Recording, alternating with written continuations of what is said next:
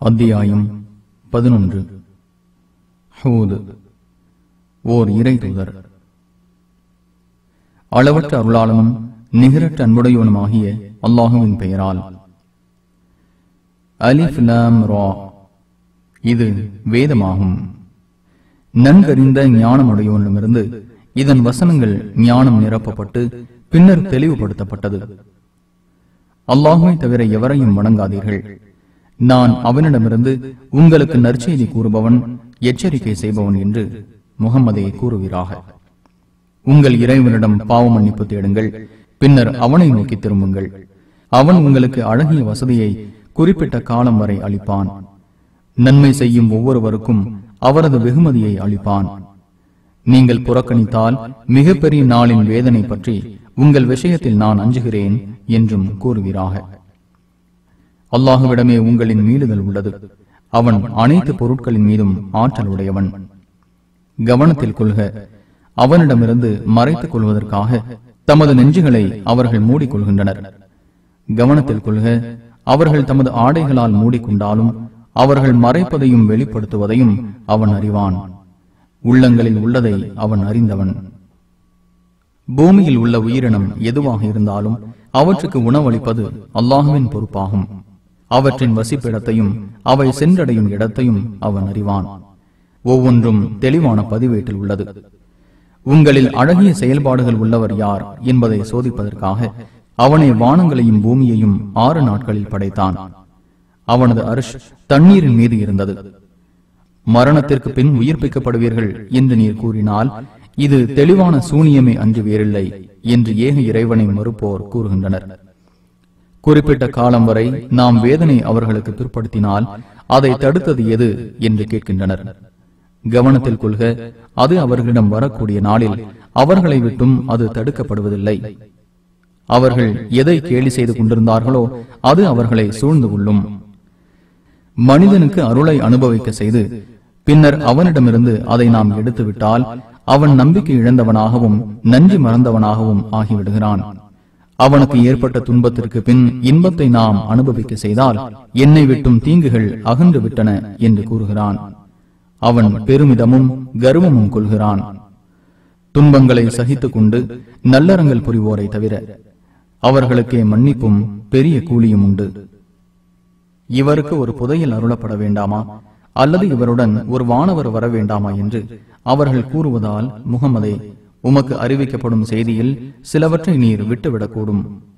உமது உள்ளம் சங்கடப்படக்கூடும். நீர் எச்சரிப்பவரே, அல்லாஹுவே எல்லா பொருளுக்கும் பொறுப்பாளன். இவர் இதை இட்டுக்கட்டி கூறுகிறார் என்று அவர்கள் கூறுகிறார்களா? நீங்கள் உண்மையாளர்களாக இருந்தால் இட்டுக்கட்டி இது போன்ற 10 அத்தியாயங்களை கொண்டு வாருங்கள். அல்லாஹுவை அன்றி உங்களுக்கு இயன்றவர்களை துணைக்கு அழைத்துக் கொள்ளுங்கள் என்று கூறுவீராக. உங்களுக்கு அவர்கள் பதில் அளிக்காவிட்டால் அல்லாஹுவின் ஞானத்துடன் இது அருளப்பட்டது என்பதையும் அவனை தவிர வணக்கத்திற்குரியவன் வேறு யாரும் இல்லை என்பதையும் அறிந்து கொள்ளுங்கள். நீங்கள் கட்டுப்படுகிறீர்களா என்று கேட்பீராக. இவ்வுலக வாழ்க்கையையும் அதன் கவர்ச்சியையும் நாடுவோரின் செயல்களுக்கான பலன்களை இங்கேயே முழுமையாக கொடுப்போம். இங்கே அவர்கள் குறைவு செய்யப்பட மாட்டார்கள். அவர்களுக்கு மறுமையில் நரகத்தை தவிர வேறில்லை. அவர்கள் தயாரித்தவை அங்கே அழிந்துவிடும். அவர்கள் செய்து கொண்டிருந்தவையும் வீணாகிவிடும். தமது இறைவனிடமிருந்து கிடைத்த சான்றின் அடிப்படையிலும் அதைத் தொடர்ந்து இறைவன் புறத்திலிருந்து சாட்சியாளர் முகமது வந்துள்ள நிலையிலும் இதற்கு முன்னர் அருளப்பட்ட மூசாவின் வேதம் முன்னோடியாகவும் அருளாகவும் உள்ள நிலையிலும் இதை நம்பக்கூடியவர்களும் இதை மறுக்கக்கூடியவர்களுமா சமமாவார்கள்? நரகமே இவர்களுக்கு எச்சரிக்கப்பட்ட இடம். இதில் நீர் சந்தேகம் கொள்ளாதீர். இது உமது இறைவனிடமிருந்து வந்த உண்மை. எனினும் அதிகமான மக்கள் நம்பிக்கை கொள்ள மாட்டார்கள். அல்லாஹுவின் மீது பொய்யை இட்டு கட்டியவனை விட மிகவும் அநீதி இழைத்தவன் யார்? அவர்கள் தமது இறைவன் முன்னே கொண்டு வரப்படுவார்கள். இவர்களே தமது இறைவனின் பெயரால் பொய்யுரைத்தோர் என்று சாட்சிகள் கூறுவார்கள். கவனத்தில் கொள்க, அநீதி இழைத்தோர் மீது அல்லாஹுவின் சாபம் இருக்கிறது. அவர்கள் அல்லாஹுவின் பாதை விட்டும் தடுக்கின்றனர், அதை கோணலாக காட்டுகின்றனர். அவர்களே மறுமையை மறுப்பவர்கள். அவர்கள் பூமியில் வெற்றி பெறுவோராக இல்லை. அல்லாஹுவை அன்றி அவர்களுக்கு பாதுகாவலர்களும் இல்லை. அவர்களின் வேதனை பன்மடங்காக்கப்படும். அவர்களால் செவியேற்க இயலாது, அவர்கள் பார்ப்போராகவும் இல்லை. அவர்கள் தாம் தமக்கு தாமே இழப்பை ஏற்படுத்திக் கொண்டவர்கள். அவர்கள் கற்பனை செய்தவை அவர்களை விட்டும் மறைந்து விட்டன. மறுமையில் அவர்களே பேரிழப்பு அடைந்தோர் என்பதில் சிறிதும் ஐயமில்லை. நம்பிக்கை கொண்டு நல்லறங்கள் செய்து தமது இறைவனை நோக்கி திரும்பியோரே சொர்க்கவாசிகள், அதில் அவர்கள் நிரந்தரமாக இருப்பார்கள். இவ்விரு பிரிவினருக்கும் உதாரணம் குருடன் மற்றும் செவிடனும் பார்வை உள்ளவன் மற்றும் கேட்பவனும் ஆவார்கள். தன்மையில் இவ்விருவரும் சமம் ஆவார்களா? படிப்பினை பெறமாட்டீர்களா? நூகை அவரது சமுதாயத்திடம் அனுப்பினோம். நான் உங்களுக்கு பகிரங்கமாக எச்சரிக்கை செய்பவன் என்று அவர் கூறினார். அல்லாஹுவை தவிர யாரையும் வணங்காதீர்கள், துன்புறுத்தும் நாளின் வேதனையை உங்கள் விஷயத்தில் நான் அஞ்சுகிறேன் எனவும் கூறினார். எங்களை போன்ற ஒரு மனிதராகவே உம்மை காண்கிறோம். எங்களில் சிந்தனை குறைவுடைய தாழ்ந்தவர்களே உம்மை பின்பற்றுவதை காண்கிறோம். உங்களுக்கு எங்களை விட எந்த சிறப்பும் இருப்பதாக நாங்கள் கருதவில்லை. மாறாக உங்களை பொய்யர்களாகவே கருதுகிறோம் என்று அவரது சமுதாயத்தில் ஏக இறைவனை மறுத்த பிரமுகர்கள் கூறினர். என் சமுதாயமே, நான் என் இறைவனிடமிருந்து பெற்ற சான்றின் அடிப்படையில் இருந்து அவன் தனது அருளை எனக்கு வழங்கியிருந்து அது உங்களுக்கு மறைக்கப்பட்டு நீங்கள் அதை வெறுத்தால் உங்களுக்கு நாங்கள் அதை வற்புறுத்த முடியுமா? இதற்கு பதில் சொல்லுங்கள் என்று நூஹ் கேட்டார். என் சமுதாயமே, இதற்காக நான் உங்களிடம் எந்த செல்வத்தையும் கேட்கவில்லை. எனது கூலி அல்லாஹ்விடமே உள்ளது. நம்பிக்கை கொண்டோரை நான் விரட்டுபவனாகவும் இல்லை. அவர்கள் தமது இறைவனை சந்திப்பவர்கள். எனினும் அறியாத கூட்டமாகவே உங்களை நான் கருதுகிறேன். என் சமுதாயமே, நான் அவர்களை விரட்டினால் அல்லாஹ்விடமிருந்து என்னை காப்பாற்றுபவன் யார்? சிந்திக்க மாட்டீர்களா? என்னிடம் அல்லாஹ்வின் கருவூலங்கள் உள்ளன என்று உங்களிடம் கூற மாட்டேன். மறைவானவற்றையும் அறிய மாட்டேன். நான் வானவர் என்றும் கூற மாட்டேன். உங்கள் கண்கள் யாரை இழிவாக காண்கிறதோ அவர்களுக்கு அல்லாஹ் எந்த நன்மையும் அளிக்கவே மாட்டான் எனவும் கூற மாட்டேன். அவ்வாறு கூறினால் நான் அநீதி இழைத்தவனாகி விடுவேன். அவர்களின் உள்ளங்களில் உள்ளதை அல்லாஹ் மிக அறிபவன் எனவும் கூறினார். நூஹே, எங்களுடன் தர்க்கம் செய்துவிட்டீர். அதிகமாகவே தர்க்கம் செய்துவிட்டீர். உண்மையாளராக இருந்தால் நீர் எங்களுக்கு எச்சரிப்பதை எங்களிடம் கொண்டு வாரும் என்று அவர்கள் கூறினர். அல்லாஹ் நாடினால் அவன்தான் அதை உங்களிடம் கொண்டு வருவான். நீங்கள் அவனை வெல்ல முடியாது என்று அவர் கூறினார். நான் உங்கள் நலம் நாடினாலும் உங்களை வழிகேட்டில் விட்டுவிட அல்லாஹ் நாடினால் எனது அறிவுரை உங்களுக்கு பயன் தராது. அவனே உங்கள் இறைவன், அவனிடமே திரும்ப கொண்டு வரப்படுவீர்கள் என்றும் கூறினார்.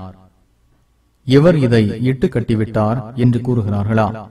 நான் இட்டு கட்டியிருந்தால் அதன் குற்றம் என்னையே சேரும். நீங்கள் செய்த குற்றங்களிலிருந்து நான் நீங்கியவன் என்று கூறுவீராக. ஏற்கனவே நம்பிக்கை கொண்டோரை தவிர வேறு யாரும் உமது சமுதாயத்தில் இனிமேல் நம்பிக்கை கொள்ளவே மாட்டார்கள். எனவே அவர்கள் செய்து கொண்டிருப்பதற்காக நீர் கவலைப்படாதீர். நமது கண்காணிப்பிலும் நமது கட்டளைப்படியும் கப்பலை செய்வீராக. அநீதி இழைத்தோர் பற்றி என்னிடம் பேசாதீர். அவர்கள் மூழ்கடிக்கப்படுவார்கள் என்று நூஹுக்கு அறிவிக்கப்பட்டது. அவர் கப்பலை செய்யலானார். அவரது சமுதாயத்தின் பிரமுகர்கள் அவரை கடக்கும் போதெல்லாம் அவரை கேலி செய்தனர். நீங்கள் எங்களை கேலி செய்தால் நீங்கள் கேலி செய்தது போல் உங்களை நாங்களும் கேலி செய்வோம் என்று அவர் கூறினார். இழிவு தரும் வேதனை யாருக்கு வரும், நிலையான வேதனை யாருக்கு இறங்கும் என்பதை பின்னர் அறிந்து கொள்வீர்கள் என்றும் கூறினார்.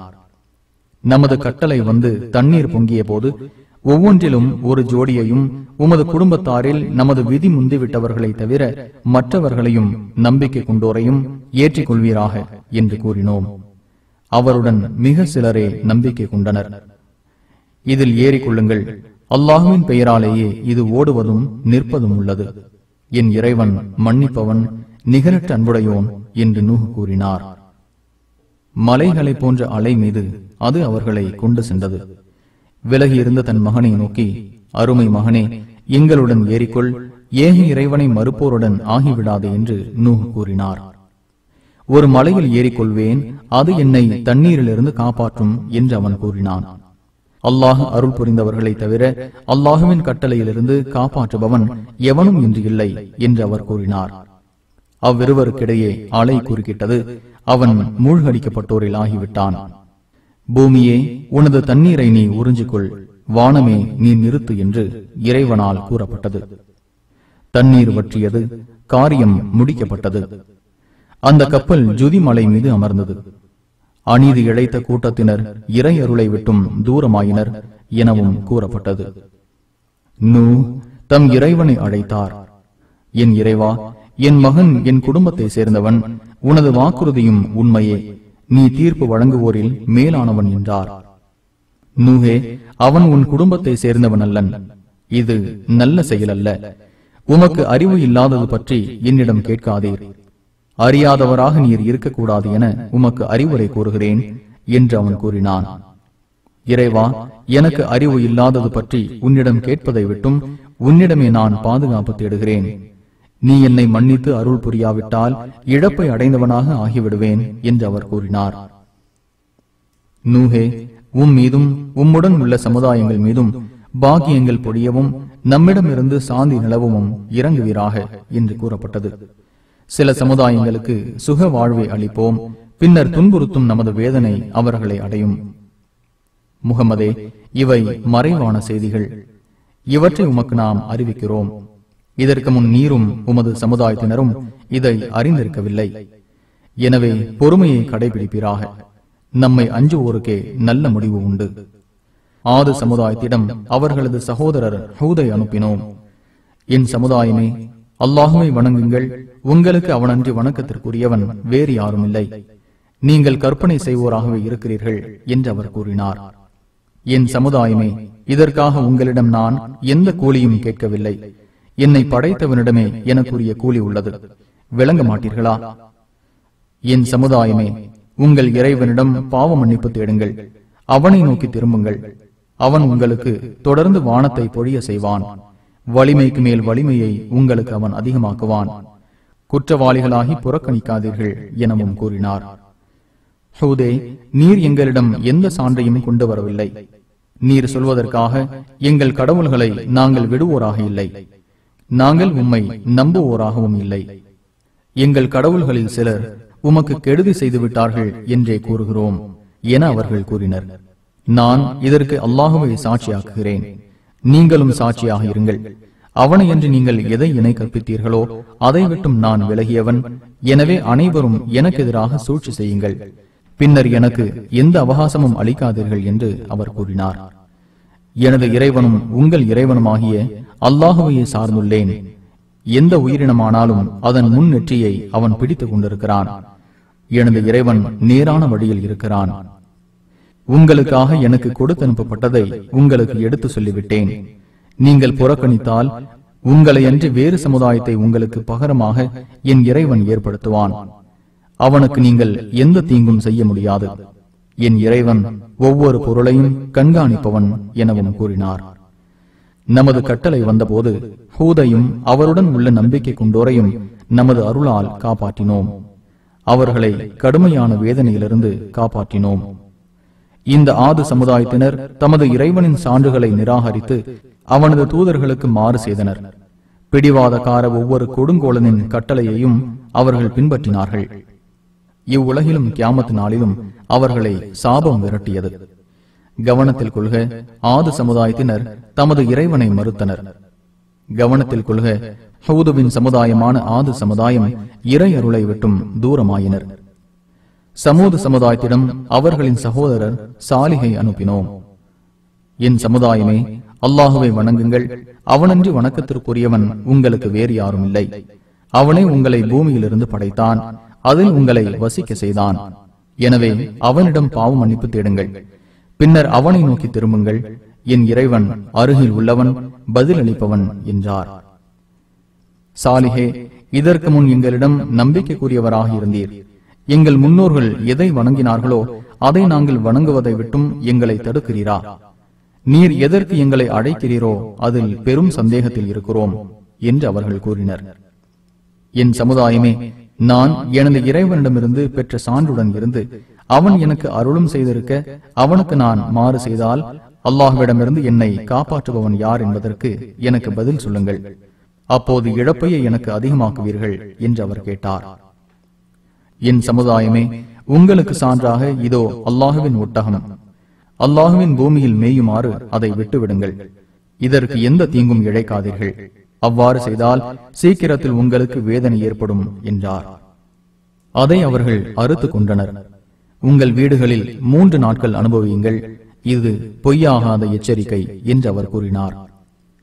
நமது கட்டளை வந்தபோது சாலிகையும் அவருடன் உள்ள நம்பிக்கை கொண்டோரையும் நமது அருளால் அன்றைய இழிவிலிருந்து காப்பாற்றினோம். உமது இறைவன் வலிமை உள்ளவன், மிகைத்தவன். அநீதி இழைத்தவர்களை பெரும் சப்தம் தாக்கியது. காலையில் தமது வீடுகளில் வீழ்ந்து கிடந்தனர். அதில் அவர்கள் வசிக்காதோர் போல் ஆனார்கள். கவனத்தில் கொள்க, சமூது சமுதாயத்தினர் தமது இறைவனை மறுத்தனர். கவனத்தில் கொள்க, சமூது சமுதாயத்தினர் இறை அருளை விட்டும் தூரமாயினர். நமது தூதர்கள் இப்ராஹிமிடம் நற்செய்தி கொண்டு வந்தனர். சலாம் என்று அவர்கள் கூறினர். அவரும் சலாம் என்றார். பொறிக்கப்பட்ட கன்றுக்குட்டியை தாமதமின்றி கொண்டு வந்தார். அவர்களின் கைகள் உண்பதற்கு அதை நோக்கி செல்லாததை கண்டபோது அறிமுகமற்றவர்களாக அவர்களை கருதினார். அவர்களை பற்றி மனதுக்குள் பயந்தார். பயப்படாதீர், நாங்கள் லூத்துடைய சமுதாயத்திற்காக அனுப்பப்பட்டுள்ளோம் என்று அவர்கள் கூறினர். அவரது மனைவியும் நின்று கொண்டிருந்தார். அவர் சிரித்தார். அவருக்கு இஸ்ஹாக் பற்றியும் இஸ்ஹாக்கு பின் யாக்கூப் பற்றியும் நற்செய்தி கூறினோம். இது என்ன அதிசயம்! நான் கிழவியாகவும் இதோ எனது கணவர் கிழவராகவும் இருக்கும்போது பிள்ளை பெறுவேனா? இது வியப்பான செய்திதான் என்று அவர் கூறினார். அல்லாஹுவின் கட்டளை குறித்தா ஆச்சரியப்படுகிறீர்? அல்லாஹுவின் அருளும் பாக்கியங்களும் இப்ராஹிமின் இக்குடும்பத்தாராகி உங்களுக்கு ஏற்படட்டும். அவன் புகழுக்குரியவன், மகத்துவமிக்கவன் என்று அவர்கள் கூறினர். இப்ராஹிமை விட்டு பயம் விலகி நற்செய்தி வந்தபோது லூத்துடைய சமுதாயம் குறித்து நம்மிடம் தர்க்கம் செய்யலானார். இப்ராஹிம் சகிப்புத்தன்மை மிக்கவர், இரக்கமுள்ளவர், நம்மை நோக்கி திரும்பக்கூடியவர். இப்ராஹிமே, இதை நீர் விட்டுவிடுவீராக. உமது இறைவனின் கட்டளை வந்துவிட்டது. தவிர்க்க முடியாத வேதனை அவர்களை வந்தடையும் என்று இறைவன் கூறினான். நமது தூதர்கள் லூத்திடம் வந்தபோது அவர்கள் விஷயத்தில் அவர் கவலைப்பட்டார். அவர்களுக்காக மனம் வருந்தினார்.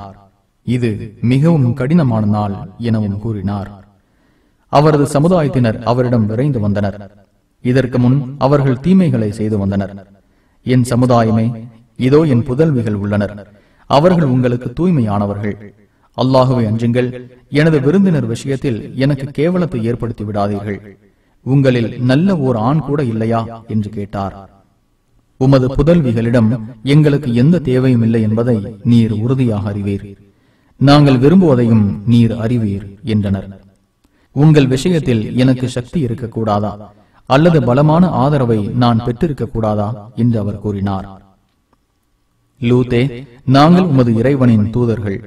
அவர்கள் உம்மை நெருங்கவே முடியாது. உமது மனைவியை தவிர உமது குடும்பத்தாருடன் இரவின் ஒரு பகுதியில் புறப்படுவீராக. உங்களில் எவரும் திரும்பி பார்க்க வேண்டாம். அவர்களுக்கு ஏற்படக்கூடியது அவளுக்கும் ஏற்படும். அவர்களின் காலக்கெடு வைகரை பொழுது. வைகரை பொழுது சமீபத்தில் இல்லையா என்று தூதர்கள் கூறினார்கள். நமது கட்டளை வந்தபோது சுடப்பட்ட கற்களால் அவ்வூரின் மீது கல் மழை பொழிந்து அதன் மேற்பகுதியை கீழ்ப்பகுதியாக்கினோம். அவை உமது இறைவனிடம் அடையாளமிடப்பட்டது. அவ்வூர் அநீதி இழைத்த இவர்களுக்கு தொலைவில் இல்லை. மதியன் நகருக்கு அவர்களின் சகோதரர் ஷுவைபை அனுப்பினோம். என் சமுதாயமே, அல்லாஹுவை வணங்குங்கள். உங்களுக்கு அவனை அன்றி வணக்கத்திற்குரியவன் வேறு யாரும் இல்லை. அளவையிலும் நிறுவையிலும் குறைவு செய்யாதீர்கள். நீங்கள் நல்ல நிலையில் இருப்பதாகவே நான் காண்கிறேன். சுற்றி வளைக்கும் நாளின் வேதனை குறித்து உங்கள் விஷயத்தில் நான் பயப்படுகிறேன் என்றார். என் சமுதாயமே, அளவையையும் நிறுவையையும் நேர்மையாக நிறைவாக்குங்கள். மக்களுக்கு அவர்களின் பொருட்களை குறைத்து விடாதீர்கள். இப்பூமியில் குழப்பம் விளைவித்து தெரியாதீர்கள். நீங்கள் நம்பிக்கை கொண்டிருந்தால் அல்லாஹ் வழங்கும் லாபம் உங்களுக்கு சிறந்தது. நான் உங்களை கண்காணிப்பவனாக இல்லை என்றார். ஷுவைபே, எங்கள் முன்னோர்கள் வணங்கியதையும் எங்கள் பொருட்களில் நாங்கள் விரும்பியவாறு செயல்படுவதையும் விட்டுவிட உமது தொழுகைதான் உமக்கு கட்டளையிடுகிறதா? நீர் சகிப்பு தன்மையும் நேர்மையும் உள்ளவராவீர் என்று கேலியாக கூறினர்.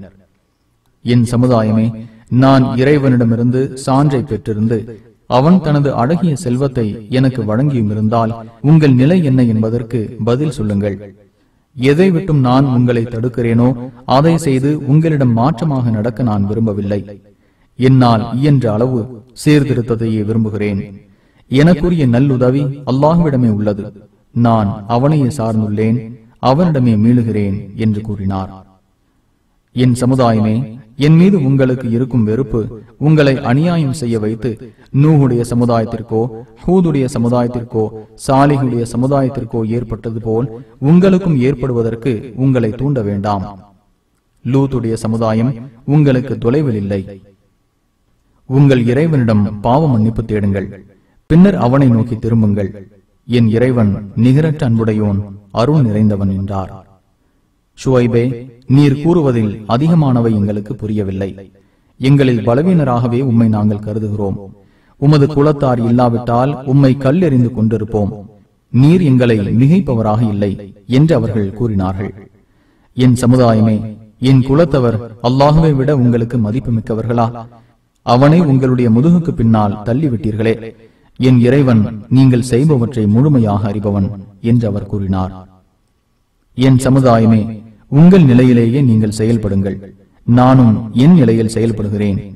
இழிவுதரும் வேதனை யாருக்கு ஏற்படும் என்பதையும் யார் பொய்யன் என்பதையும் பின்னர் அறிந்து கொள்வீர்கள். எதிர்பாருங்கள், உங்களுடன் நானும் எதிர்பார்க்கிறேன் என்றார். நமது கட்டளை வந்தபோது ஷுவைபையும் அவருடன் உள்ள நம்பிக்கை கொண்டோரையும் நமது அருளால் காப்பாற்றினோம். அநீதி இழைத்தவர்களை பெரும் சப்தம் தாக்கியது. காலையில் தமது வீடுகளில் வீழ்ந்து கிடந்தனர். அங்கே வசிக்காதவர்களைப் போல் ஆனார்கள். கவனத்தில் கொள்க, சமூக சமுதாயத்தினர் இறை அருளை விட்டும் தூரமானது போல் மதியன் வாசிகளும் தூரமானார்கள். நமது சான்றுகளுடனும் தெளிவான அதிகாரத்துடனும் ஃபிரௌனிடமும் அவனது சபையோரிடமும் மூசாவை அனுப்பினோம். அவர்கள் ஃபிரௌனின் கட்டளையே பின்பற்றினார்கள். ஃபிரௌனின் கட்டளை நல்லதாக இருக்கவில்லை. கியாமத் நாளில் அவன் தனது சமுதாயத்திற்கு முன்னால் வருவான். அவர்களை நரகத்திற்கு அழைத்து செல்வான். சென்றடையும் அந்த இடம் மிகவும் கெட்டது. இங்கேயும் கியாமத் நாளிலும் அவர்களை சாபம் விரட்டியது. வழங்கப்படும் இக்கூலி மிகவும் கெட்டது. இவை சில ஊர்கள் பற்றிய செய்திகள். இதை நாமே உமக்கு கூறுகிறோம். அவற்றில் சில நிலைத்துள்ளன, சில அழிந்து விட்டன. அவர்களுக்கு நாம் தீங்கிழைக்கவில்லை, மாறாக அவர்கள் தமக்கே தீங்கிழைத்தனர். உமது இறைவனின் கட்டளை வந்தபோது அல்லாஹுவை அன்றி அவர்கள் அழைத்து வந்த கடவுள்கள் அவர்களுக்கு சிறிதளவும் உதவவில்லை. அவர்களுக்கு இழப்பை தவிர வேறு எதையும் அவை அதிகப்படுத்தவில்லை. அநீதி இழைத்த ஊர்களை பிடிக்கும் போது இவ்வாறே உமது இறைவன் பிடிக்கிறான். அவனது பிடி துன்பம் தரக்கூடியது, கடினமானது. மறுமையின் வேதனையை அஞ்சுவோருக்கு இதில் தக்க பாடம் உள்ளது. அதுவே மக்கள் ஒன்று திரட்டப்படும் நாள். அதுவே அனைவரும் இறைவனின் முன்னால் நிறுத்தப்படும் நாள். குறிப்பிட்ட காலக்கெடுவுக்காகவே அதை பிற்படுத்தி வைத்துள்ளோம். அது ஏற்படும் நாளில் எவரும் அவனது அனுமதியின்றி பேச முடியாது. அவர்களில் கெட்டவர்களும் உள்ளனர், நல்லவர்களும் உள்ளனர். கெட்டவர்கள் நரகில் இருப்பார்கள். அங்கே அவர்களுக்கு முனகலும் அலறலும் இருக்கும். வானங்களும் பூமியும் நிலையாக இருக்கும் காலமெல்லாம் அவர்கள் அதில் நிரந்தரமாக இருப்பார்கள். உமது இறைவன் நாடியதை தவிர உமது இறைவன் நினைத்ததை செய்வான். நல்லோர் சொர்க்கத்தில் இருப்பார்கள். வானங்களும் பூமியும் நிலையாக இருக்கும் காலமெல்லாம் அவர்கள் அதில் நிரந்தரமாக இருப்பார்கள். உமது இறைவன் நாடியதை தவிர இது குறைவில்லாத அருட்கொடை. அவர்கள் வணங்குவதில் அவர்களிடம் சான்று இருக்குமோ என நீர் சந்தேகத்தில் இருக்காதீர். முன்பு தமது முன்னோர்கள் வணங்கியது போலவே அவர்களும் வணங்குகின்றனர். குறைவின்றி அவர்களுக்குரிய கூலியை நிறைவாக நாம் வழங்குவோம். மூசாவுக்கு வேதத்தை வழங்கினோம். அதில் கருத்து வேறுபாடு கொள்ளப்பட்டது. உமது இறைவனிடமிருந்து விதி முந்தி இருக்காவிட்டால் அவர்களிடையே தீர்ப்பளிக்கப்பட்டிருக்கும். அவர்கள் அதில் பெரும் சந்தேகத்திலேயே உள்ளனர். ஒவ்வொருவருக்கும் உமது இறைவன் அவர்களின் செயல்களுக்கான கூலிகளை முழுமையாக வழங்குவான். அவர்கள் செய்வது பற்றி அவன் நன்கறிந்தவன். உமக்கு கட்டளையிடப்பட்டவாறு நீரும் திருந்தியவர்களாக உம்முடன் இருப்போரும் உறுதியாக நில்லுங்கள். வரம்பு மீறாதீர்கள். நீங்கள் செய்வதை அவன் பார்ப்பவன். அநீதி இழைத்தோர் பக்கம் சாய்ந்து விடாதீர்கள். அவ்வாறு சாய்ந்தால் உங்களை நரகம் தீண்டும். அல்லாஹுவை இன்றி உங்களுக்கு எந்த பாதுகாவலரும் இல்லை. பின்னர் உதவி செய்யப்பட மாட்டீர்கள். பகலின் இரு ஓரங்களிலும் இரவின் பகுதிகளிலும் தொழுகையை நிலைநாட்டுவீராக. நன்மைகள் தீமைகளை அழித்துவிடும். படிப்பினை பெறுவோருக்கு இது அறிவுரை. பொறுமையை கடைபிடிப்பீராக. நன்மை செய்தோரின் கூலியை அல்லாஹ் வீணாக்க மாட்டான். நாம் காப்பாற்றிய சிலர் அல்லாமல் பூமியில் குழப்பம் செய்வதை தடுக்கக்கூடிய நல்லோர் உங்களுக்கு முன் சென்ற தலைமுறையினரில் இருந்திருக்க கூடாதா? அநீதி இழைத்தோர் சொகுசு வாழ்க்கையில் மூழ்கினார்கள். அவர்கள் குற்றவாளிகளாகவும் இருந்தனர். ஊரார் சீர்திருத்துவோராக இருக்கும் நிலையில் அநியாயமாக அவ்வூர்களை அல்லாஹ் அழிக்க மாட்டான். உமது இறைவன் நாடி இருந்தால் மனிதர்களை ஒரே சமுதாயமாக ஆக்கியிருப்பான். அவ்வாறு நாடாததால் உமது இறைவன் அருள் புரிந்தவர்களை தவிர மற்றவர்கள் முரண்பட்டோராகவே நீடிப்பார்கள். இதற்காகவே அவர்களை அவன் படைத்தான். மனிதர்கள் மற்றும் ஜின்கள் அனைவராலும் நரகத்தை நிரப்புவேன் என்ற உமது இறைவனின் வாக்கு முழுமையாகிவிட்டது. தூதர்களின் வரலாற்றில் உமது உள்ளத்தை பலப்படுத்தும் அனைத்தையும் உமக்கு கூறுகிறோம். உண்மையும் அறிவுரையும் நம்பிக்கை கொண்டோருக்கு போதனையும் இதில் உமக்கு வந்துள்ளது. உங்கள் நிலையில் நீங்கள் செயல்படுங்கள், நாங்களும் செயல்படுகிறோம் என்று நம்பிக்கைக்குள்ளாதோரிடம் கூறுவீராக. எதிர்பாருங்கள், நாங்களும் எதிர்பார்க்கிறோம் என்றும் கூறுவீராக. வானங்களிலும் பூமியிலும் மறைவானவை அல்லாஹுக்கே உரியன. அவனிடமே அனைத்து காரியமும் திருப்பப்படும்.